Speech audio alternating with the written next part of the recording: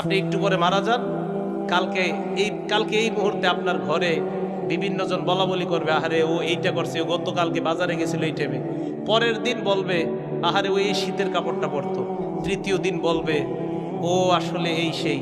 চতুর্থ দিন ভুলা যাবে আস্তে আস্তে। পঞ্চম দিন মোটামুটি, আস্তে আস্তে 1-1.5 মাস যাবে।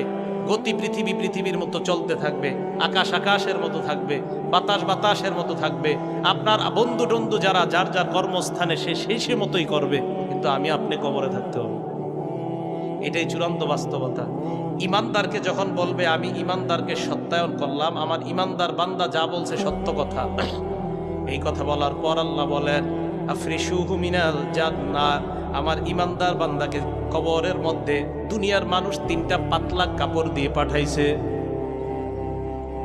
আল্লাহ বলবে আফরিশুহু মিনাল জান্নাহ, আমার বান্দার কবরে আমার বান্দার শরীর